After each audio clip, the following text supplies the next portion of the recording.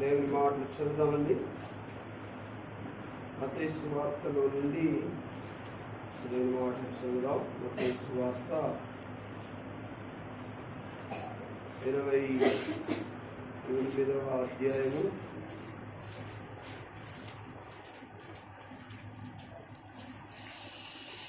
8వ వాక్యము గారు చదివి వినిపిస్తారు. 8:9 వారు భయముతోను మహా ఆనందముతోను సమాధి యొద్ద నుండి త్వరగా వెళ్ళి ఆయన శిష్యులకు ఆ వర్తమానము తెలుప పరిగెత్తుచుండగా యేసు వారిని చూసి మీకు శుభమని చెప్పాను. ఆయన యొద్దకు వచ్చి ఆయన పాదములను పట్టుకొని ఆయనకు మొక్కగా కూర్చొని మహాగణుడు, మహోన్నతుడు, పరిశుద్ధుడు, నిరంతర స్తోత్రార్హుడైన మన దేవునికి స్తుతియు మహిమ ఘనత యుగాలు కలుగునుగాక. ఆమేన్. పునరుత్థానుడు అయిన యేసుక్రీస్తు ప్రభు నామంలో మరొకసారి మీ అందరికీ వందనాలు తెలియజేస్తున్నామండి. అందరికి వందనాలు. ఇంకా పునరుత్థానుడైన యేసుక్రీస్తు నామమునకు మహిమ కలుగునుగాక. ఆమేన్. ఇక్కడ ఒక శ్రేష్టమైన మాటను మనం చదువుకున్నాం. 8వ వాక్యంలో వారు భయముతోనూ మహానందముతోనూ సమాధి యొద్ద నుండి త్వరగా వెళ్ళి ఆయన శిష్యులకు ఆ వర్తమానం తెలుప పరిగెత్తుచుండగా అన్నమాట. ఇక్కడ ఒక మాటల గురించి మనం ధ్యానించాం. ఏంటి అంటే మహానందముతోనూ అనే మాట. మహానందముతోనూ అనే మాట వింటున్నారు అందరూ? ఏంటి? మహానందముతోనూ. కనుక ఈ దినం మనం అందరం కూడా ఆనందం కొరకు ఎదురు చూస్తున్నాం. ఎవరు చూసినా ఆనందం కావాలి. ఇంట్లో ఆనందము, బయట ఆనందము, ఎక్కడ చూసినా ఆనందం కావాలి. ఎవరు కూడా మేము దుఃఖంతో, బాధతో, నిరాశతో, నిస్పృహంతో ఉండకూడదని మనం కోరుకుంటాం. భార్య భర్తల మధ్యలో ఆనందం కావాలి, తల్లి బిడ్డల మధ్య ఆనందం కావాలి, కనుక కుటుంబాలలో ఆనందం కావాలి, సంఘాలలో ఆనందం కావాలి. ఎక్కడ చూసినా ఏం కావాలి? ఆనందం కావాలి. ఆనందాన్ని మనం అందరం కూడా కోరుకుంటాం, సంతోషాన్ని మనం కోరుకుంటాం. కాబట్టి ఇక్కడ వారు ఆనందించారంట. మా ఆనందం కాదు, మహానందం. అంటే ఆనందము కంటే ఇంకా ఎక్కువైనటువంటి ఆనందం, మహానందం, పరమానందం. కాబట్టి రకరకాల ఆనందము వీరు అనుభవించారు. ఎందుకు ఈ ఆనందాన్ని వారు పొందుకున్నారు? ఎలాగా ఈ ఆనందము వారికి దొరికింది? ఈరోజు మనం అందరం కూడా ఆనందం కొరకే ఎదుగుతున్నాం, ఆనందం కొరకే ప్రయాసపడుతున్నాం. కాబట్టి ఈ ఆనందాన్ని మనం ఎలా పొందగలం? వీరికి ఎలా దొరికింది ఆనందం అని మనము ఆరాధిస్తే, వారు ప్రారంభపు మాటల్లో మనం చూస్తే విశ్రాంతి దినమున గడిచిపోయిన తర్వాత ఆదివారమున తెల్లవారుచుండగా మగ్దలేని మరియయు ఏరక మరియయు సమాధిని చూడవచ్చిరి. కాబట్టి ఇక్కడ మనం చూస్తూ ఉన్నాం, వారు పెందలకడనే లేచారు. ఆనందించింది ఇక్కడ ఎవరో తెలుసా? కొందరు స్త్రీలు మహానందాన్ని అనుభవించారు. ఈ ఆనందము ఇహ సంబంధమైనది కాదు, కానీ పర సంబంధమైనది, దైవ సంబంధమైన ఆనందం, ఆత్మ సంబంధమైన ఆనందం. కాబట్టి ఈ ఆత్మ సంబంధమైన ఆనందము వారి ఇంటి దగ్గర నుండి వచ్చేటప్పుడు పొందుకుంటామని అనుకోలేదు. వారు నిరాశతోనే వచ్చారు, నిస్పృహతోనే వచ్చారు. ప్రభువును మనం పోగొట్టుకున్నాం. ఆయన చనిపోయి నేటికి 3 దినములు అయింది. కాబట్టి ప్రభు ఈ యొక్క దగ్గరికి వెళ్ళి ఈ యొక్క పరిమళ ద్రవ్యాలు మనం పోద్దాం అని వారు ఇంకా చీకటిగా ఉండగానే వేకునే లేచి వారు ప్రభు దగ్గరికి వచ్చి చూస్తే ప్రభు అక్కడ లేరు. లేకపోయిన తర్వాత దూత వారికి ఒక మాట చెప్పినట్లు మనం చూస్తాం. ఇదిగో ప్రభు దూత పరలోకము నుండి దిగి వచ్చి రాయి పొర్లించి దాని మీద కూర్చుండెను. అప్పుడు మహా భూకంపము కలిగెను. అక్కడ వారికి ఏం చెప్పారు ఆ దూత? మీరు స్త్రీలను చూచి మీరు భయపడకండి, సిలువ వేయబడిన యేసును మీరు వెదకుచున్నారని నాకు తెలియను. అది వాస్తవమే కదా, నాకు తెలుసు. మీరు ఎవరిని వెతుకుతున్నారు అంటే 3 దినముల క్రితం సిలువ వేయబడి చనిపోయిన యేసుని మీరు వెతుకుచున్నారు అని నాకు తెలియను అని చెప్పి ఆ దూత చెప్తా ఉన్నారు. ఆయన ఇక్కడ లేడు, ఈజ్ నాట్ హియర్ అంటున్నారు. ఆయన ఇక్కడ ఎక్కడ లేడు? సమాధిలో లేడు. సమాధిలో లేనివాడు యేసు ఒక్కడే.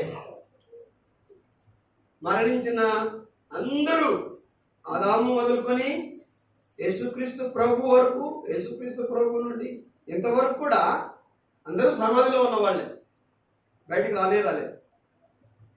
కానీ ఒకే ఒక్కడి గురించి చెప్తున్నారు ఇక్కడ, ఈజ్ నాట్ హియర్. ఆయన ఇక్కడ లేడు. ఆయన లేచి ఉన్నాడు. దేవునికి స్తోత్రం. ఆయన ఇక్కడ లేడు, ఆయన లేచాడు. ఎక్కడి నుండి లేచాడు? మరణంలో నుండి, సమాధిలో నుండి ఆయన లేచాడు. మన మత్తయి సువార్త 27:63 చూస్తే అక్కడ ఇక్కడ ప్రభువుకు విరోధులైనటువంటి వారు మాట్లాడుతున్నారు. పిలాతు దగ్గరికి వెళ్ళి, అయ్యా ఆ వంచకుడు సజీవుడై ఉన్నప్పుడు 3 దినములైన తర్వాత నేను లేచదనని చెప్పినది మాకు జ్ఞాపకం ఉన్నది. కాబట్టి 3వ దినం వరకు సమాధిని భద్రము చేయ ఆజ్ఞాపించుము. వాని శిష్యులు వచ్చి వారిని సమాధిలో నుండి ఎత్తుకొని పోయి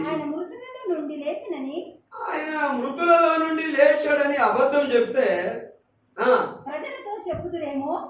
అప్పుడు మొదటి వంచన కంటే వంచన మరీ చెడ్డదై ఉండునని చెప్పి. కాబట్టి వీళ్ళు అంటున్నారు, అయ్యా ఆయన సజీవుడై ఉన్నప్పుడు 3వ దినం నేను ఏమన్నారు? లేస్తానన్నారు. కాబట్టి మీరేం చేస్తారంటే ఎలా చేస్తారో మేము చూస్తాం. అతడు దైవద్రోహి, రాజద్రోహి, మతద్రోహి. కాబట్టి ఇంతవరకు మేము చూసినంత వరకు మృతులలో నుండి లేచిన వాడు ఒక్కడు కూడా లేడు. అతను ఎలాగ లేస్తాడో మేము చూస్తాం. అందుకని మీరు సమాధిని ఏం చేయాలి? భద్రం చేయాలి. దేనికి భద్రము? ఆయన లెగకుండా, సమాధిలో నుండి లేస్తానన్నారు కదా, లెగకుండా భద్రం చేయాలి. ఎందుకంటే ఆయన శిష్యులు వచ్చి సమాధిలో నుండి తనను తీసుకుని ఆయన లేచాడని తప్పుడు ప్రచారము చేస్తారేమో. అందుకొరకు మీరేం చేయాలి? సమాధిని భద్రము చేయ ఆజ్ఞాపించు అన్నారు. సమాధిని భద్రం చేయ ఆజ్ఞాపించు, మంచి ప్రొటెక్షన్ ఇవ్వాలి, భద్రతనివ్వాలి అన్నారు. వాడు పిలాతు గారు ఏమన్నారంటే, పిలాతు కావలి వారు ఉన్నారు కదా, మీరు వెళ్ళి మీ చేతనైనంత మట్టుకు సమాధిని భద్రము చేయడని వారితో చెప్పెను. ఒక మంచి అవకాశం ఇస్తున్నారు. మీరు ఎంత గట్టి దిట్టం చేస్తారో, మీ చేతనైన మట్టుకు, ఎంతమంది సైనికులు కావాలో, ఎటువంటి భద్రతలు కావాలో, మీ చేతనైనంత మట్టుకు భద్రం చేయండి అన్నారు కదా. మీ చేతనైనంత మట్టుకు భద్రం చేయండి. అదొక పెద్ద కొండరాయి కనుక ఆ కొండరాయిలో ఆ సమాధిని తొలిపించుకున్నాడు ఒక ధనవంతుడు. కనుక ఆ బండలో నుండి బయటికి రావటం అసంభవం. ఆ బండ రాతి సమాధిలో ఆయన పెట్టారు. తర్వాత పెద్ద రాతిని దాని మీద వేశారు. మార్కు సువార్తలో మనం చూస్తాం. మార్కు సువార్త 16 5వ వాక్యం చూద్దాం. అప్పుడు వారు సమాధిలో ప్రవేశించి 4 వారు వచ్చి కన్నులెత్తి చూడగా రాయి పొర్లింపబడిండుట చూచిరి. ఆ రాయి ఎంతో పెద్దది. ఆ రాయి ఎంతో పెద్దది. యేసుక్రీస్తు ప్రభు సమాధి ద్వారానికి వేసిన రాయి సామాన్యమైనది అనుకున్నారా? ఎంతో పెద్దది. ఏ మనుషుడు దుర్నించలేనటువంటిది, తీయలేనటువంటి పెద్ద రాయి. ఎందుకు ఇంత పెద్ద రాయి వేశారంటే అతడు లేగకూడదు, లేస్తానని చెప్పాడు. తర్వాత మత్తయి సువార్తలో మనం చదివితే 27:63 నుండి ఆ వంచకుడు మీ చేతనైనంత మట్టుకు భద్రం చేయండి అని చెప్పారు. కాబట్టి ఏం చేశారు వాళ్ళు? వారు వెళ్ళి కావలి వారిని కూడా ఉంచుకొని రాతికి ముద్ర వేసి సమాధిని భద్రం చేసి పెద్ద రాతిని వేశారు. ఎక్కడ? యేసయ్య సమాధి మీద. కనుక దానికి ముద్ర వేసి భద్రం చేశారు.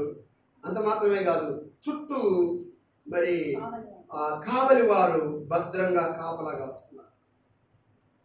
యేసుక్రీస్తు ప్రభువు లెగకూడదని ఎన్ని భద్రతలు ఈ లోకంలో జరిగాయో చూడండి. ఎన్ని బంధకాలు వేశారో చూడండి. ఆయన లెగకుండా, ఆయన లెగకూడదు. కాబట్టి వారి చేతనైనంత మట్టుకు ఎంతవరకు చేయగలిగారో అంతవరకు వారు భద్రం చేశారు. పెద్ద రాత్రి నుంచారు. కానీ ఇంత ఉన్నా సరే ఆయన లేచారు. దేవునికి స్తోత్రం. అందుకనే దేవుడు అంటది, ఆ శిలువ వేయబడిన యేసును మీరు ఎత్తుకుతున్నారని నాకు తెలుసు, కానీ ఆయన ఇక్కడ లేడు. ఆయన లేచాడు. పెద్ద రాయి ఉన్నట్లే ఉంది, ముద్ర ఉన్నట్లే ఉంది, కావలి వారు అక్కడే ఉన్నారు, కానీ ఆయన కనపడలేదు. అందుకనే ఆయన మరణాన్ని గెలిచి తిరిగి లేచాడు. దేవునికి స్తోత్రం. హల్లెలూయా. కాబట్టి ఈ మాటలు ఎప్పుడైతే విన్నారో ఈ సంగతులు ఆ స్త్రీలు, వారు మహానందముతో నిండిపోయారు. వింటున్నారా? ఏ ఆనందము? మహానందముతో నిండిపోయారు వాడు. ఈరోజు దేవుని పిల్లలమైనటువంటి మనము దైవికమైన ఆనందాన్ని పొందుకోవాలి. లోకానందాల కొరకు మనము ఇదొక్కకూడదు, లోక ఆనందాల కొరకు పరిగెత్తకూడదు, లోక ఆనందాల కొరకు డబ్బు ఖర్చు పెట్టకూడదు, లోక ఆనందాల కొరకు శరీర సుఖభోగాల కొరకు మనం అటు ఇటు వెళ్ళకూడదు. మనం దేన్ని కోరుకోవాలంటే ఆత్మ సంబంధమైన ఆనందం, దైవికమైన ఆనందం కొరకు మనం ప్రయాసపడాలి. ఈ స్త్రీలు చూడండి, వేకువనే లేచి ఇంకా చాలా చీకటిగా ఉండగానే వారు సిద్ధపడి ఆ సమాధి దగ్గరికి వచ్చారు. వారికి అవసరమా? మగవాళ్ళు ఎంతో మంది ఉన్నారు, వాళ్ళేదని మనకెందుకు పెట్టింది, మనం కూడా పడుకుందాం, వాళ్ళకు లేని ఆ యొక్క చింత మనకెందుకు అని అలా పడుకోలేదు. వారు ఆ రీతిగా వారు ప్రయాసపడి వారు త్యాగం చేసి వారు సమర్పించుకొని ఆ సమాధి దగ్గరకు వచ్చారు. కనుకనే ఆ సమాధి దగ్గర వారు దైవానందాన్ని వారు అనుభవించారు, మహానందాన్ని అనుభవించారు. ఆయన లేడు, ఆయన లేచి ఉన్నాడని చెప్పగానే వారు మహానందంతో నిండిపోయారు. దేవుని స్తోత్రం. హల్లెలూయా. అందుకని వాక్యం చెబుతుంది, ఫిలిప్పీ పత్రిక 4వ అధ్యాయం 4వ వాక్యంలో ఏమంటుంది అంటే, ప్రభువునందు ఆనందించుడి, మరలా చెప్పుదును ప్రభువునందు ఆనందించుడి. Rejoice in the Lord and again I say rejoice. కాబట్టి ప్రభువునందు ఆనందించండి. ఎవరిలో ఆనందించాలట? ఎవరిలో ఆనందించాలి? దేవుని పిల్లలు ఎవరిలో ఆనందించాలి? దేవునిలో ఆనందించాలి. ఈరోజు దేవుని పిల్లరా, మన ఆనందము ఎక్కువగా ఎవరితో? మన ఆనందం ఎక్కువగా ఎవరితో? చాలా మంది పాపములో ఆనందిస్తూ ఉంటారు, త్రాగుడులో ఆనందిస్తూ ఉంటారు, జూదంలో ఆనందిస్తూ ఉంటారు, రకరకాలైన చెడు దురలవాట్లలో వారు ఆనందిస్తూ ఉంటారు. వారు ఆనందిస్తూ ఎవరు చూడలేదులే అని వారు చాలా జాగ్రత్తగా వారిని వారు కాపాడుకుంటూ ఉంటారు. కానీ ఈ ఆనందాలన్నీ కూడా ఒక రోజు నిన్ను నిరాశకు, నిస్పృహకు, కన్నీటికి, బాధకు నడిపిస్తాయి. కాబట్టి ఇటువంటి ఆనందాల కొరకు మనము పరిగెత్తకూడదు, కానీ యేసుక్రీస్తు ప్రభువులో ఆనందించినట్లు మనం ఎప్పుడు కూడా ప్రయాసపడాలి. కాబట్టి ఈ ఆనందము వారి ఇంటి దగ్గర ఉంటే వారికి దొరికేది కానే కాదు. వారు వేకునే లేచి వారు సిద్ధపడి వచ్చినప్పుడు ఆ ప్రభు దూత చెప్పారు, ఆయన ఇక్కడ లేరండి, ఆయన చెప్పినట్లే ఆయన లేచారు అని చెప్పారు. వారికి అంత ఆనందం వేస్తుంది. కాబట్టి ఈ రోజున దేవుని పిల్లలమైనటువంటి మనము ప్రభువులో ఆనందించాలి. ఎప్పుడు కూడా ప్రభువులో ఆనందించే పిల్లలుగా మనము ఉండాలి. కనుక ప్రభువులో ఆనందించడం అంటే ఎలాగా, ఏం చేస్తే ఆనందిస్తాడు? ఆయన పాటలు పాడటం ద్వారా, ఆయన మాటలు వినటం ద్వారా, ఆయన వాక్యం చదవటం ద్వారా, ఆయన కొరకు జీవించటం ద్వారా ప్రభువులో మనం ఏం చేస్తాం? ఆనందిస్తాం. చర్చకు వచ్చి అలా వెళ్ళిపోయినందువలన మనం ప్రభువులో ఆనందించినట్టు కానే కాదు. ఇక్కడ నువ్వు నోరు తెలిసి పాట పడుతున్నావా, స్వరం ఇప్పి ప్రార్థన చేస్తున్నావా, దేవుని స్తుతిస్తున్నావా, దేవుని వాక్యాన్ని వింటున్నావా? కనుక ఇక్కడ నీవు అనుభవించవలసిన ఆనందాన్ని నువ్వు అనుభవించడానికి సరైన జాగ్రత్త తీసుకోకపోతే ఈ ఆనందాన్ని మనం దూరం చేసుకుంటాం. కాబట్టి వారు ప్రభువులో మహానందాన్ని పొందారు. కాబట్టి మనం కూడా దేవునిలో ఏం చేయాలి? మొట్టమొదటిగా ఆనందించాలి, దేవునిలో సంతోషించాలి.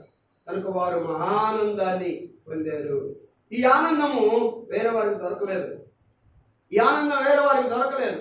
వారు మహానందము పొంది ఈ యొక్క గొప్ప కార్యాన్ని మిగతా శిష్యులకు కూడా తెలియజేద్దామని వెళుతూ ఉంటే ఏం జరిగింది? వెళుతూ ఉంటే వారికి ఎవరు ఎదురొచ్చారు? యేసు వారిని ఎదుర్కొని మీకు శుభమని చెప్పాను. దేవునికి స్తోత్ర. ఎవరిని చూచుటకు వెళ్ళారో వారు ఆయనను చూడలేదు, కానీ దూత చెప్పారు, ఆయన మీరు ఎదుగుతున్నారు కనుక ఆయన ఇక్కడ లేడు, ఆయన లేచారు అనగానే వారు చాలా ఆనందంతో నిండారు, మహానందంతో నిండారు. ఈ ఆనందంతో వారు వెళుతుండగా ఆ ఆనందానికి కారణభూతుడైన వారిని వారు చూశారు. దేవునికి స్తోత్రం. ఈ ఆనందాన్ని ఇచ్చినటువంటి దేవాది దేవుడు మరణపు ముళ్ళును, మరణపు బంధకాలను ఈ లోకములో ఉన్న సైనికులు వారు చాతనైనంత మట్టుకు అడ్డులు ఆటంకాలు పెట్టినా వాటన్నిటిని కూడా జయించి లేచిన ఆ ఆనందానికి మూల కారకుడైన యేసయ్యను వారు చూసినట్లు మనం చూస్తున్నాం. దేవునికి స్తోత్రం. హల్లెలూయా. కాబట్టి నువ్వు ఎప్పుడైతే ఆయనలో ఆనందిస్తావో, ఆయనలో సంతోషిస్తావో, ఆ ఆనందం మాత్రమే కాకుండా ఆయనను కూడా చూసే భాగ్యాన్ని దేవుడు నీకు ఇస్తాడు. ఆయనలో పరవశించి ఆయనను కనుగొనే భాగ్యాన్ని ఇస్తాడు. నిజంగా వారికి ఎంత సంతోషమైందో. యేసుక్రీస్తు కనబడలేదు, ఆయన వార్త మాత్రమే మనం విన్నాం, ఇంత ఆనందం మనకు కలిగింది అని వారు ముందుకు వెలుస్తూ ఉండగా ఆయన వారికి ఎదురుగా వచ్చాడు. దేవునికి స్తోత్రం. ఆయన వారికి ఎదురుగా వచ్చి మీకు శుభము కలుగును గాక, మీకు మేలు కలుగును గాక, మీకు శాంతి కలుగును గాక అని వారిని ఆయన దీవించినట్లు దేవుని బిడ్డలారా మనం చూస్తున్నాం. ఈరోజు దేవుని పిల్లలమైన మనం అందరం కూడా ఈ పునరుత్థాన దినమున మహానందాన్ని మనం అనుభవించాలి. మహానందాన్ని మనము అనుభవించాలి. ఏం ఆనందం లేండి, నేను అనుకున్న దొరకట్లేదు, ఏం ఆనందం లేండి, ఇంట్లో సమాధానం లేదు, ఏం ఆనందం లేండి, అసలు నాకు ఏ సమాధానమే ఉండలేదు అని నువ్వు అనుకోకుండా అవన్నీ ప్రక్కన పెట్టి క్రీస్తులో నువ్వేం చేయాలి? ఆనందించాలి. యేసయ్యలో ఆనందించాలి. ఇదే దైవికమైనటువంటి ఆనందం. రెండవ ఆనందాన్ని నేను మీకు చూపిస్తాను. రెండవ ఆనందం, ఒకటి దైవికమైన ఆనందం. ఈ ఆనందాన్ని మనం అనుభవించడానికి ప్రయాసం. హబక్కూకు రాసిన ఆ గ్రంథంలో 3వ అధ్యాయము, హబక్కూకు పత్రిక 3వ అధ్యాయంలో 4వ మాట మనం చదువుదాం. 17వ మాట, 3:17. అంజూరపు చెట్టు పూయకుండినను, అంజూరపు చెట్టు పూయకుండినను, ద్రాక్ష చెట్లు ఫలింపకపోయినను, ద్రాక్ష చెట్లు ఫలింపకపోయినను, ఒలీవ చెట్లు కాపు లేక ఉండినను, ఒలీవల చెట్లు కాపు లేక ఉండినను, చేనులోని పైరు పంటకు రాకపోయినను, చేనులోని పైరు పంటకు రాకపోయినను, గొర్రెలు దొడ్డిలో లేకపోయినను, గొర్రెలు దొడ్డిలో లేకపోయినను, సాలలో పశువులు లేకపోయినను, లేకపోయినను శాలలో పశువులు లేకపోయినను నేను యెహోవా యందు ఆనందించెదను. సపోర్ట్లు కూడా దేవుని మాట్లాడు. హల్లెలూయా, హల్లెలూయా. కనుక నేను ప్రభువునందు ఆనందించెదను. కింద నా నా రక్షణకర్తయగు దేవుని యందు నేను సంతోషించెదను. నేను సంతోషిస్తాను. ఎప్పుడు ఈ హబక్కూకు ప్రవక్త అంటున్నారు, నేను ఎప్పుడు సంతోషిస్తాను, ఏమీ లేనప్పుడు నేను ఎప్పుడు ఆనందిస్తాను, ఏవేవి లాభకరములుగా నాకు ఉంటాయని నేను ప్రయాసపడుతున్నానో ఆ లాభాలన్నీ నష్టాలుగా అయినప్పుడు నేను సంతోషిస్తాను అంటే అంటున్నాడు ఇక్కడ. అంజూరపు చెట్లు ఫలించక పూయకుడినను. అంజూరపు చెట్లు ఎందుకు వేసుకుంటారు? మంచి దిగుబడి పొందుకుందాం, మంచి లాభాలు పొందుకుందాం. అంజూరపు చెట్లు పూయకుడినను, ద్రాక్ష చెట్లు ఫలింపకపోయినను, ఒలివల చెట్లు కాపు లేకయుండినను, చేనులోని పైరు పంటకు రాకపోయినను, గొర్రెల దొడిలో లేకపోయినను, శాలలో పశువులు లేకపోయినను, ఇవన్నీ కూడా నాకు ఆదాయకరంగా లేకపోయినా, నష్టంగా ఉన్నా సరే నేను ఎలా ఉందని తెలుసా? యెహోవా యందు. చాలా మంది ఆనందము వారి లాభాలను బట్టి ఉంటుంది. ఆనందం, ఉద్యోగం రాకపోతే వారి ముఖంలో ఆనందం ఉంటుందా? పాస్ కాకపోతే వారి ముఖంలో ఆనందం ఉంటుందా? పంటలు పండకపోతే వారి ముఖంలో ఆనందంగా ఉంటుందా? ఇంట్లో సమాధానం లేకపోతే వారి ముఖంలో ఆనందం ఉంటుందా? వారు అనుకున్నది జరగకపోతే వారి ముఖంలో ఆనందం ఉంటుందా? ఉండదు. అప్పుడే వారి ముఖాలు ముడుచుకుపోతాయి. ఏమి ఆనందమో ఏమో, ఏం చూసినా నాకు ఇలాగే జరుగుతుందని వారు నిరాశపడతారు. కానీ దేవుని పిల్లలమైనటువంటి మనం అలాగే నిరాశపడకూడదు. మన నష్టంలో కూడా ఏం చేయాలి అమ్మా చెప్పండి? మన నష్టాలలో కూడా లాభాలలో ఆటోమేటిక్గా ఒక వ్యక్తి ఏదైనా పాస్ అయ్యారో, ఎంతలో ఫస్ట్ క్లాస్ వచ్చావంటే నువ్వు నవ్వమని చెప్పకపోయినా వాడు నవ్వుతాడు, నవ్వుకుంటూనే వస్తాడు. ఆటోమేటిక్గా ఆనందం వచ్చేస్తుంది. కానీ నష్టాలలో కూడా ఆనందించేవారు కావాలి ప్రభువుకు. నీ ఆనందము నీ లాభముతో ముడిపడి ఉండకూడదు. నీకు లాభం రాకపోయినా సరే నువ్వు ప్రభువులో ఏం చేయాలి? ఆనందించే దేవుని దేవుడు. ఒకటి దైవిక ఆనందం కొరకు ప్రయాసపడి దాన్ని పొందుకొని ఆ ఆనందంలో మునిగిపోయేవారు ఆయనకు కావాలి. రెండవది, లాభాలు రాకపోయినా సరే నష్టాలే వారు చూస్తున్నా వారు దేవునిలో ఏం చేయాలి? ఆనందించాలి. అందుకని అంటాడు, ఇవన్నీ నాకు దొరకకపోయినా సరే నేను యెహోవా యందు ఆనందిస్తాను. నేను యెహోవా యందు ఆనందిస్తాను. ఈ రోజున దేవుని యందు నువ్వు ఆనందిస్తున్నావా? నువ్వు అనుకున్నది జరగకపోతే నువ్వు దేవుని యందు ఆనందిస్తున్నావా? చాలా మంది అనుకున్నది జరిగిపోరు. అనుకున్నవి జరగాలనే మందిరానికి వస్తారు. అనుకున్నవి జరగడం అనుకో పొరపాటున రారు. అనుకున్నది జరగట్లేదు, ఇంకా మానుకుంటారు అంతే. దేవుణ్ణి వదిలేస్తారు. ఇక దేవుడిని పేరే ఆయన నమ్ముకుంటే మాకేమొచ్చింది, నేను పొరపాటు చేశాను, యేసయ్య నమ్ముకోకుండా ఉంటే బాగుండు అనుకుంటా. కానీ నువ్వు యేసయ్యని అర్థం చేసుకున్నది చాలా గట్టిగా. యేసయ్య గురించి నీకేం తెలుసు?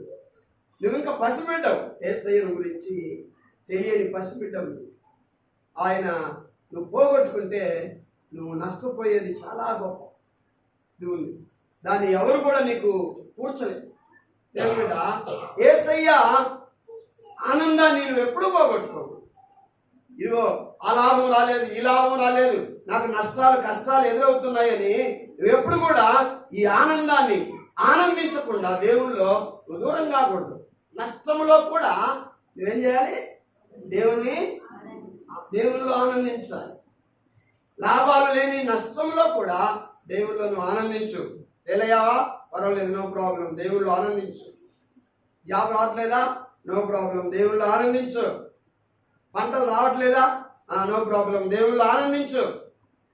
ఇదిగో అబ్బాయి పుడతానుకుంటే అమ్మాయి పుట్టిన, నో ప్రాబ్లం, ఆనందించు. కనుక ఏది నీకు ఎదురవుతుందో, ఏది నీకు నష్టంగా ఉంటుందో ఆ నష్టంలోనే దేవుణ్ణి ఆనందించే వారు దేవునికి కావాలి. అలాంటి వారిని చూడాలి ఆయన. ఈరోజు నీ ఆనందం లాభాలు వస్తేనే ఆనందమా, నష్టాలు వస్తే ఆనందించవా? కాబట్టి దేవుని పిల్లమైన మనము నష్టాల్లో కూడా ఆనందించాలి. ఇప్పుడు ఉన్న మనవి ఉంటాయో ఓడిపోతాయో గ్యారెంటీ లేదు. అని యేసయ్య ఎప్పుడు మనకు ఉంటాడు. ఆయనతో ఉన్న ఆనందాన్ని ఎప్పుడు కూడా మనము పోగొట్టుకోవాలి. ఆయనతో ఉన్నటువంటి ఆ సంతోషాన్ని మనం ఎప్పుడు కూడా పోగొట్టుకోవాలి. అందుకొరకు దేవుని పిల్లమైనటువంటి మనము లాభాలు రాకపోయినా సరే నష్టాలలోనే ప్రభువునందు మనము అంటాడు హబక్కూకు ప్రవక్త. కనుక ఇవన్నీ నాకు లాభాలన్నీ నష్టాలుగా అయిపోయినా సరే నేను యెహోవా యందు ఆనందిస్తాను. నా రక్షణకర్తయగు దేవుని యందు నేను సంతోషిస్తాను. ఎంత మంచి మాట. ఈరోజు మనమే ఆనందించకపోతే రేపు మనల్ని చూసి మన పిల్లలు కూడా ఆనందించాలి. నష్టాలలో కూడా మనం ఏం చేయాలి? ఒకటి దైవికంగా మనం ఆనందించాలి. దైవికంగా ఆనందించాలి. రెండవది నష్టాలలో కూడా మనం ఆయన యందు ఆనందించాలి. నష్టాలలో కూడా ఆనందించాలి. మూడవ మాటను నేను మీకు చూపిస్తాను. మత్తయి సువార్త 5:11 వాక్యాన్ని చదువుదాం. మత్తయి సువార్త 5:11. నా నిమిత్తము జనులు మిమ్మల్ని నిందించి హింసించి మీ మీద అబద్ధముగా చెడ్డ మాటలెల్లా పలుకున్నప్పుడు మీరు ధన్యులు. సంతోషించి ఆనందించండి. ఎప్పుడు సంతోషించాలట? ఆనందించాలట? నా నిమిత్తము జనులు మిమ్మును నిందించి హింసించి మీ మీద అబద్ధముగా చెడ్డ మాటలు ఎలా పలికినప్పుడు అప్పుడు మీరు ఆనందించాలి. దానికి రివర్స్ ఉంటాం కదా. కొన్నిసార్లు మనం ఆనందించడం కాదు, పాపం తెచ్చుకో, ఉగ్రులం అయిపోతాం. నా మీద నిందలేస్తావా? నా గురించి చెడ్డ మాటలు మాట్లాడతావా? నన్ను దూషిస్తావా? నన్ను అవమానిస్తావా అని ఆ సంఘంలో కానీ ఆ ఇంట్లో కానీ వారి యొక్క స్నేహంలో కానీ అటువంటివి ఏమైనా మరి అగపడినప్పుడు వారు దాన్ని విడిచిపెట్టుకునేటువంటి వారినిగా మనం చూస్తాం.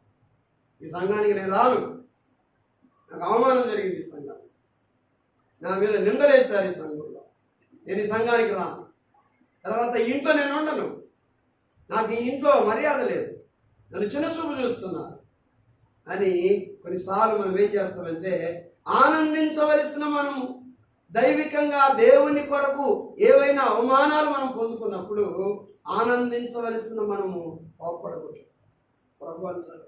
కనుక అటువంటి వాటిలో మీరు సంతోషించి ఆనందించాలి. నా నిమిత్తము జనులు మిమ్మును నిందించి హింసించి మీ మీద అబద్ధముగా చెడ్డ మాటలు ఎలా పలికినప్పుడు మీరు ధన్యులు, మీరు దీవించబడిన వారు. ధన్యులు అంటే ఏంటంటే దీవించబడిన వారు, మీరు దీవించబడిన వారు. ఎందుకంటే పరలోకమందు మీకు నేను అధికమైన ఫలం ఇస్తాను. ఎప్పుడు? ఆనందించినప్పుడు. నిందించినప్పుడు ఆనందించండి, హింసించినప్పుడు ఆనందించండి, చెడ్డ మాటలెల్లా మీ గురించి ఎవరన్నా పలికినప్పుడు ఆనందించండి, ప్రార్థన చేయండి వారి కొరకు. అంతేగాని దెబ్బలాట కలగదు, కొట్లాటలు పెట్టుకోకూడదు. ఆనందించాలి. మీ భర్త, మీ భార్య, లేకపోతే మీ ఇంట్లో దేవుని విషయమై, సంఘములో దేవుని విషయమై ఏదైనా మీ మీద అపార్థం చేసుకున్నప్పుడు సంతోషించాలి, ఆనందించాలి. ఎందుకంటే దేవుడు ఆ మార్గం గుండా నిన్ను నడిపించేది ఎందుకు అంటే నువ్వు ఆ విషయంలో సంతోషించి ఆనందించగలిగితే నీకు అధిక ఫలము ఆయన ఇవ్వాలని ఉద్దేశిస్తున్నాడు. అధిక ఫలము నీకు ఇవ్వాలని ఆయన ఇష్టపడుతున్నాడు. ఆ ఫలం పొందాలంటే ఈ ఆనందాన్ని నువ్వు ఆనందించాల్సిందే. మూడవ ఆనందం ఏంటో తెలుసా? నిన్నెవరైనా క్రీస్తు నిమిత్తమై నిందించి హింసించి అబద్ధముగా చెడ్డ మాటలు నీ మీద పలికినప్పుడు ఏం చేయాలి? సంతోషించి ఆనందించి. మూడవ ఆనందం. ఒకటి, దేవుని విషయంలో మనం ఆనందించాలి. రెండవది, నష్టాలలో కూడా మనం ఏం చేయాలి? ఆనందించాలి. మూడవది, ఎవరైనా క్రీస్తు నిమిత్తము మనల్ని హింసించి నిందించి అవమానించి ఉత్తునే అబద్ధంగా చెడ్డ మాటలుగా పలికినప్పుడు మనం ప్రభువులో ఏం చేయాలి? ఆనందించాలి. కాబట్టి ఇలాంటి ఆనందం నువ్వు ఆనందించకపోతే నీకు ఆయన దగ్గర ప్రతిఫలము లేదు. ఎవరు అన్నారు, ఏదో అన్నారని అదే మనసులో పెట్టుకోవచ్చు. దాన్ని విచ్చివేసి వారిని క్షమించే బిడ్డగా, ఆయనలో ఆనందించే బిడ్డగా ఉండాలి. అప్పుడే ప్రభువు నీకు పరలోకములో ప్రతిఫలాన్ని ఇస్తాడు. మరొక మాటను నేను మీకు చూపిస్తాను. దేవుని బిడ్డలారా, అపోస్తుల కార్యములు 5వ అధ్యాయము, అపోస్తుల కార్యములో 5వ అధ్యాయంలో ఒక శ్రేష్టమైన మాటను మనము చూద్దాం. 40వ వాక్యం నుండి చదువుదాం. వారు అతని మాటకు సమ్మతించి అపోస్తలులను పిలిపించి కొట్టించి యేసు నామమును బట్టి బోధింపకూడదని ఆజ్ఞాపించి వారిని విడుదల చేసిరి. వారిని విడుదల చేసిన తర్వాత ఆ నామము కొరకు అవమానము పొందుటకు పాత్రులని ఎంచబడినందున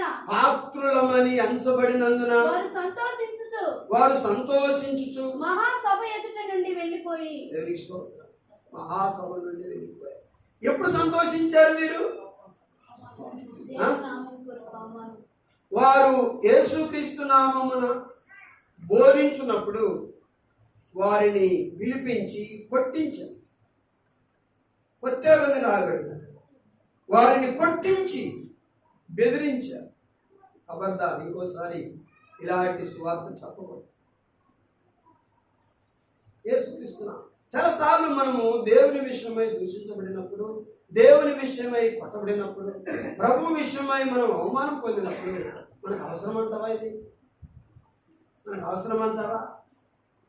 కనుక ఆయన దగ్గరికి వెళ్ళడం ఎందుకు? ఈ అవమానాలు పొందటం ఎందుకు? ఈ యొక్క నిందలు పొందటం ఎందుకు? ఈ దెబ్బలు మనకు అవసరమా అని మనం అనుకుంటాం. లేదు. ఇక్కడ చూడండి, అపోస్తలులు అంటున్నారు ఆ నామము కొరకు అవమానము పొందుటకు పాత్రులు అంటే ఏంటి తెలుసా? యోగ్యులమని యేసుక్రీస్తు ప్రభువు నిమిత్తము శ్రమ పడడానికి కూడా విశ్వాసకి ఏముండాలి? యోగ్యత ఉండాలి. అయోగ్యుడైతే శ్రమలో నిలబడ్డాడు, వాడు వెళ్ళిపోతాడు. కనుక యోగ్యుడు ఏం చేస్తాడంటే క్రీస్తు నిమిత్తమై వచ్చు ఆ నింద ఏం చేస్తాడు? ఎబ్రీ పత్రిక 11:26 నుండి చూద్దాం. ఎబ్రీ పత్రిక 11:23 చదవండి. మోషే పుట్టినప్పుడు అతని తల్లిదండ్రులు ఆ శిశువు సుందరుడై ఉండుట చూచి విశ్వాసమును బట్టి రాజాజ్ఞకు భయపడక 3 మాసములు అతనిని దాచిపెట్టిరి. మోషే పెద్దవాడైనప్పుడు విశ్వాసమును బట్టి ఐగుప్తు ధనము కంటే క్రీస్తు విషయమైన నింద గొప్ప భాగ్యమని అల్పకాల పాపభోగము అనుభవించుట కంటే దేవుని ప్రజలతో శ్రమ అనుభవించుట మేలని యోచించి చూడండి, శ్రమ అనుభవించుట మంచిదనుకుంటున్నాడా మోషే గారు? అవే రాజుగా నేను ఉంటాను కానీ శ్రమ నాకెందుకు అనుకుంటున్నాను? మోషే ముందు 2 ఉన్నాయి. ఒకటి ఐగుప్తు రాజు కావటం, రెండవది దేవుని పిల్లలను నడిపించడం. ఈ 2 ఉన్నాయి. కనుక ఐగుప్తు రాజు అంటే సామాన్యంగా గొప్ప పదవి. కనుక అటువంటి ఉన్నతమైనటువంటి రాజ్యానికి రాజు కావటం ఎంతమంది ఆరాటపడుతున్నారు. మోషే తన జీవితంలో ఆలోచించి ఒక తీర్మానం తీసుకున్నాడు. ఐగుప్తు ధనము కంటే ఐగుప్తు యొక్క రాజరికం కంటే క్రీస్తు విషయమైన నింద గొప్ప భాగ్యం నాకు. యేసుక్రీస్తు కొరకు నిందపడడమే నాకు కావాలి. చూసారా? యేసుక్రీస్తు విషయమై నింద పొందుటం నాకు మేలు అంటాడు. గొప్ప భాగ్యం అంట. ఏది గొప్ప భాగ్యము? క్రీస్తు విషయమై నిందించబడటము గొప్ప భాగ్యము.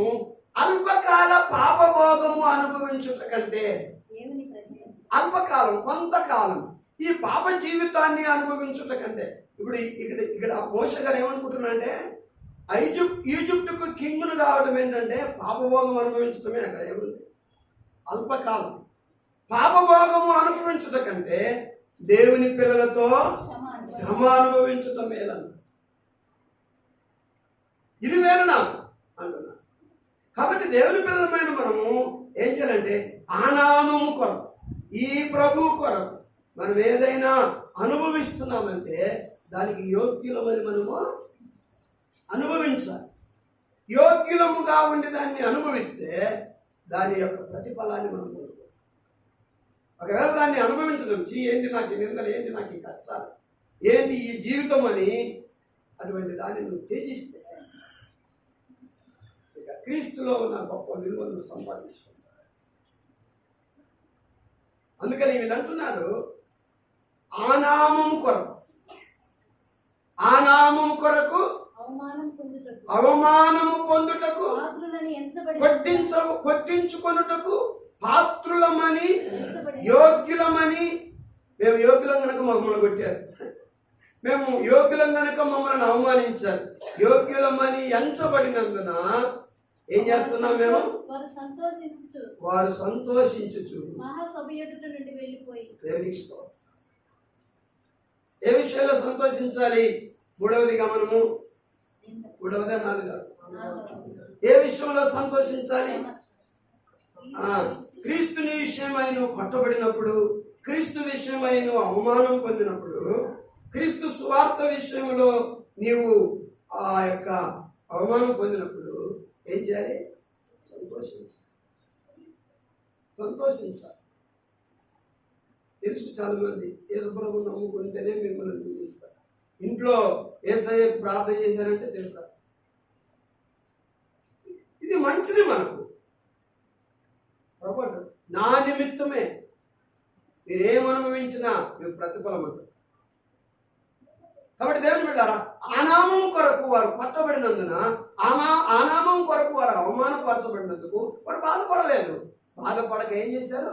సంతోషించారు, ఆనందించారు. ఆ నామము కొరకు ఈ నిందలు, ఆ నామము కొరకు ఈ దెబ్బలు మేము తినడానికి యోగ్యులమని ప్రభు ఎంచుకున్నందుకు మేము చాలా సంతోషిస్తున్నామంట, చాలా ఆనందిస్తున్నామంట. ఈ బతుకెందుకు? ఎవరికి కావాలి కుక్క బ్రతుకు? ఎవరికి కావాలి ఈ కొట్టించుకునేది? ఎవరికి కావాలి ఈ నిందలు? అంటలేదు వాళ్ళు. ఆ ప్రభు నామం కొరకు మేము ఇలాగా దెబ్బలు తినడం, ఇలాగ అవమానపరచబడము మాకు దొరికినందుకు మేమేం చేస్తున్నాం? ఆనందిస్తున్నాం. మోషే గారు కూడా అదే కోరుకుంటున్నాడు. అల్పకాల పాపభోగము నాకు అవసరం లేదు, కానీ క్రీస్తు విషయమైన నింద నాకు కావాలి. దేవుని పిల్లలతో శ్రమ అనుభవించుట నాకు మేలని కోరుకున్నాడు. ఈరోజు దేవుని బిడ్డ, నీవు ఆనందించాలి. కొన్నిటిలో ఒకటి ప్రభువులో నువ్వు ఆనందించాలి, ఆ ఆనందాన్ని నువ్వు పొందాలి.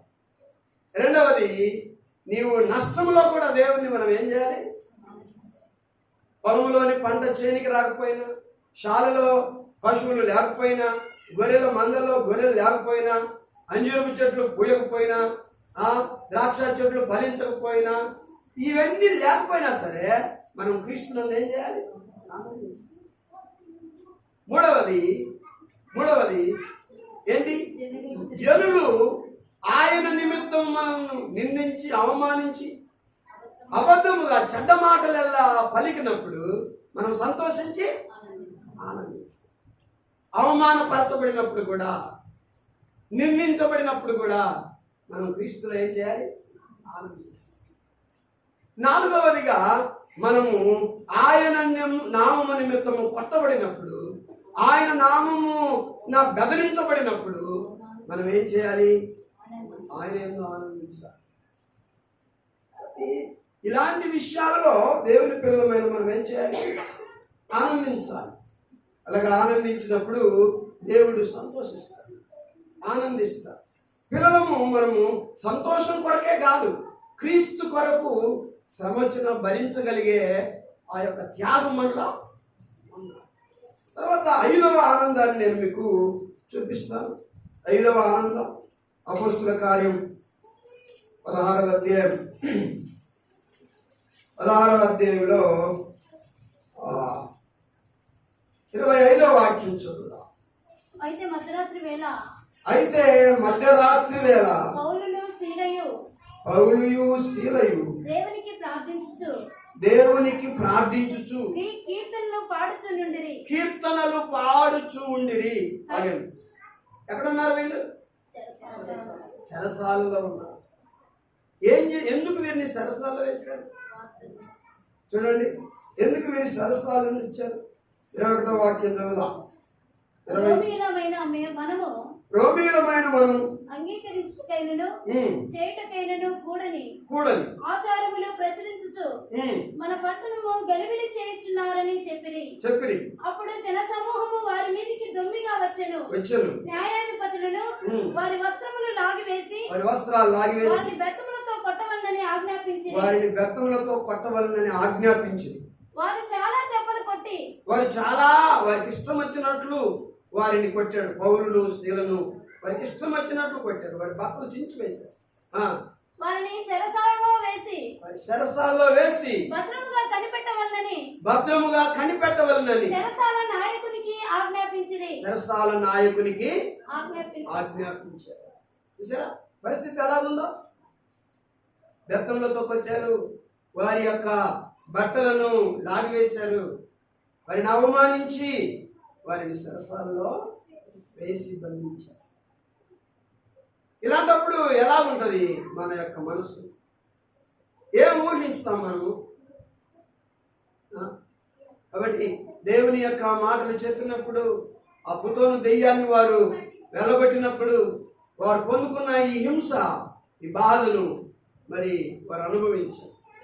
ఆ సరసాల్లో ఉండి మధ్యరాత్రి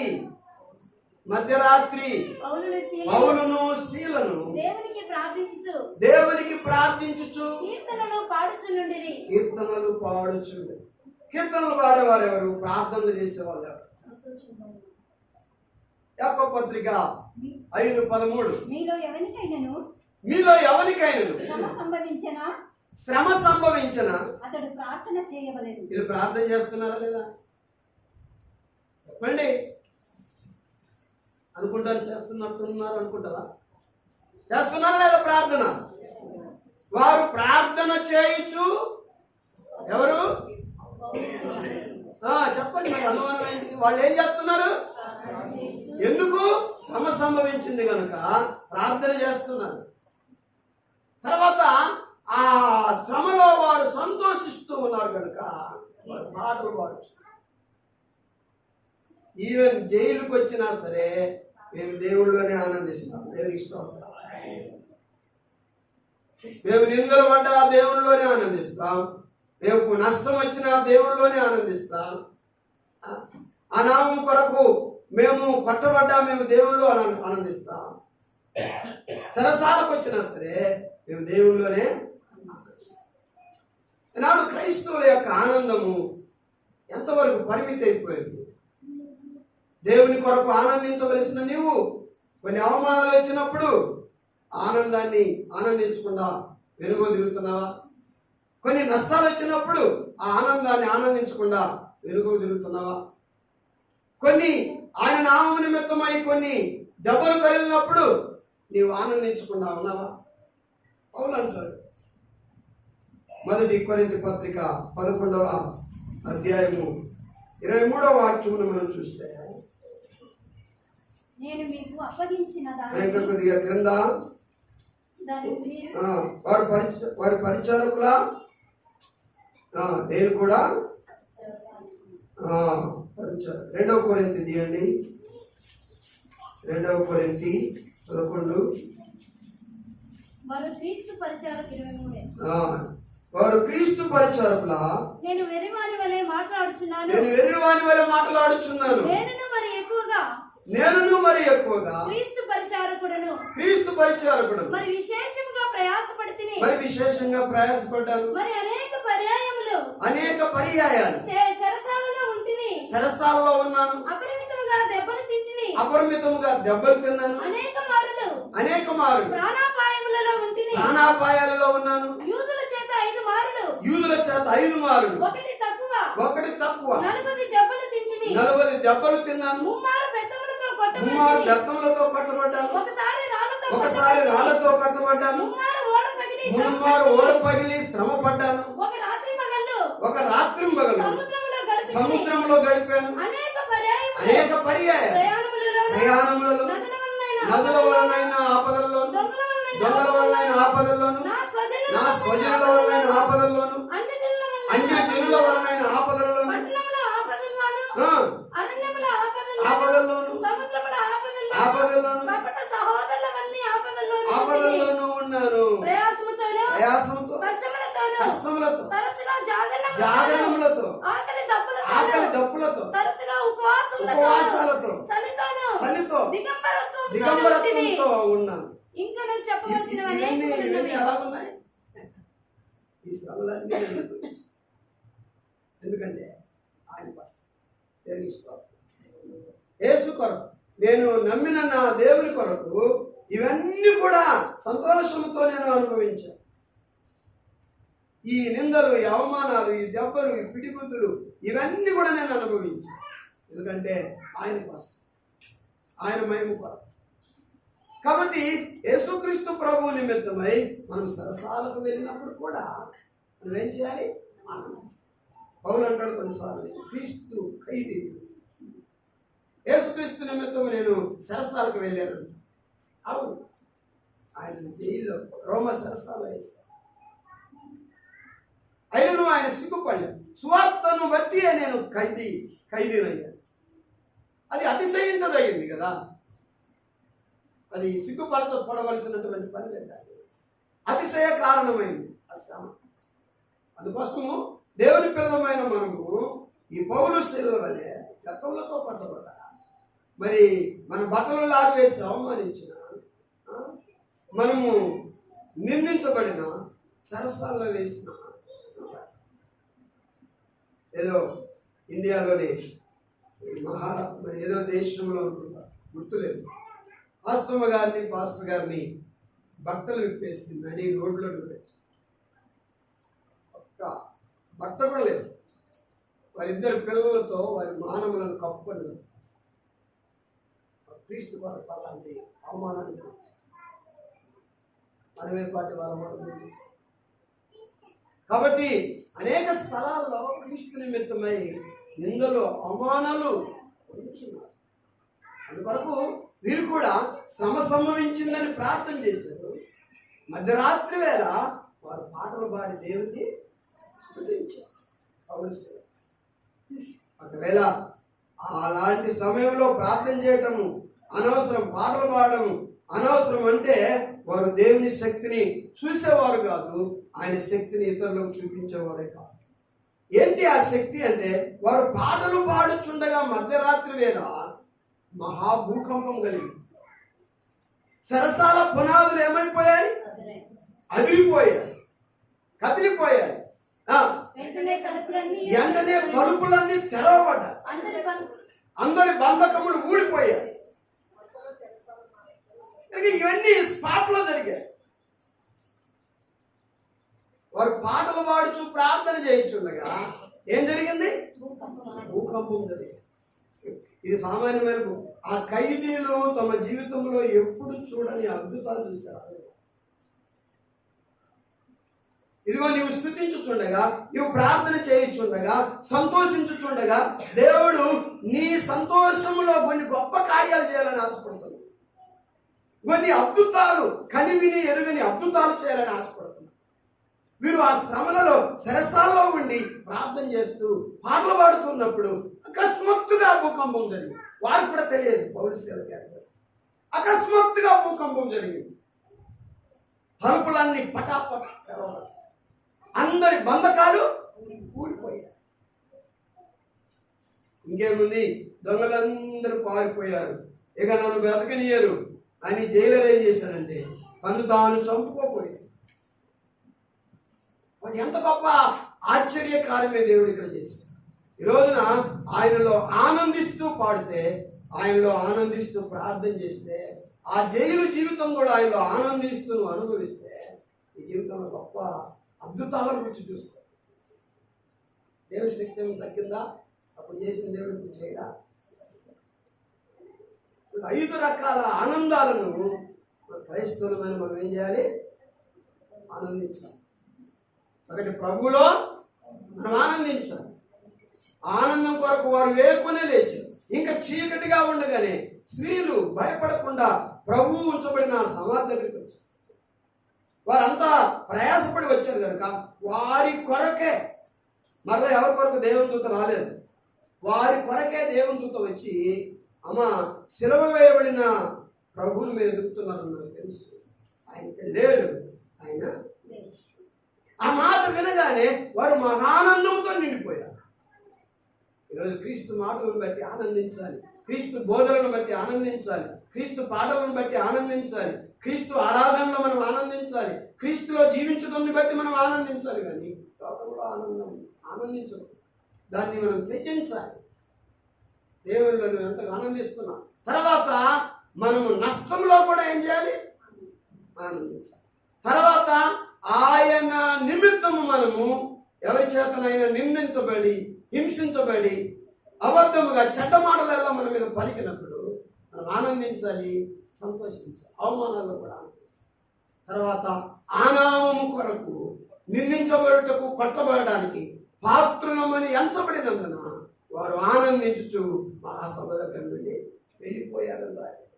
కాబట్టి అలాగా కట్టబడినప్పుడు, అలాగా అవమానించబడినప్పుడు కూడా దేవుని పిల్లల మీద మనం ఏం చేయాలి? ఆనందించాలి. చివరిగా సరసాల్లో సైతం మనం వేయబడ్డా, మనం బంధకాల్లో కూడా ఉన్నప్పటికీ ప్రభువులో మనం ఏం చేయాలి? ఆనందించాలి. అలాగా ఆనందించినప్పుడే మనం ప్రభు పిల్లలుగా పరిగణించాలి. ఏదో మనకు అనుకూలమైన ఆనందాలు ఆనందించి, మనకి ఇష్టం లేని కష్టమన్న ఆనందాలు నాకు అవసరం లేదు, దేవుడు నాకు అన్యాయం చేశాడు, దేవుడు నాకు ఇలా చేశాడు, అలా చేశాడు అని నువ్వు అనుకొని ఆయన మీద నేరం మోపితే నీ కష్టాలలో, నీ కన్నీళ్ళలో దేవుడు నువ్వు ఆనందించడానికి దూరం అయిపోతుంది. అందుకనే దేవుడిని పట్ల ఏం చేస్తాడు? ప్రతి సిచ్యువేషన్లో, ప్రతి ఒక్క పరిస్థితిలో కూడా మనం ప్రభువులో ఏం చేయాలి? ఆనందించాలి. కనుక ఈరోజు పునరుత్థాన దినమున మనము వారి మహానందాన్ని చూస్తాం. ఈరోజు కూడా మనము ఆ మహానందాన్ని పొందుకుంటూ ఇంకా అనేక పరిస్థితులలో ప్రభువులో ఆనందిస్తూ ముందుకు సాగునట్టు ప్రభు ఆత్మ మనకు సహాయం చేయాలి. ప్రార్థించాలి. తలవంచండి, కలుగుసుకుని ప్రార్థించాలి. స్తోత్రములు నాయన, స్తోత్రం, స్తోత్రం. నేను ప్రార్థన చేస్తాను. Thank you Jesus. Hallelujah, hallelujah. అత్యున్నతమైన సింహాసనాసీనుడైన యేసయ్యకు స్తోత్రం. ప్రభువా, ఈ సమయాన్ని బట్టి నీకు వందనాలు చెల్లిస్తున్నా తండ్రి. స్త్రీలు ఇంకా చీకటిగా ఉన్నప్పుడే లేచి మిమ్మల్ని చూడాలని ఎంతో ఆశతో వచ్చి చూడగా మీరు లేవు. వారు నిరాశతో, భయంతో ఉన్నప్పుడు నాయనా దూతను పంపించి, భయపడకూడదు, మీరు సిలువ వేయబడిన యేసును వెతుకుచున్నారు నాకు తెలియదు, ఆయన ఇక్కడ లేడు, ఆయన లేచి ఉన్నాడని చెప్పి వారిని మహానందానికి గురి చేసినట్టు మీకు స్తోత్రం. మేము కూడా మా జీవితాల్లో రకరకములైన ఆనందాలను అనుభవించడానికి సహాయం, రకరకాల పరిస్థితులలో కూడా మేము సంతసించిపోకుండా ఆనందించడానికి కృప చూపించండి ప్రభువా. మీకు స్తోత్రం. ఈ వాక్యాన్ని బట్టి మీకు వందనాలు. మా హృదయాలను బలపరచండి. ఈరోజు ఎవరు నిందల్లో, అవమానాల్లో, కష్టాల్లో, కన్నీళ్ళలో, నష్టాలలో, బాధల్లో, సరసాలలో, ఇబ్బందుల్లో, ఆయన ఇరుకుల్లో ఉన్నారో వారందరూ కూడా అయా ఈ వాక్యాన్ని విని నీలో ఆనందించడానికి సహాయం చేయండి, నీలో సంతోషించడానికి సహాయం చేయమని సమస్త మహిమ మీకు చెల్లిస్తూ యేసయ్య నామములో వేడుకొని ప్రార్థిస్తున్నాం తండ్రి.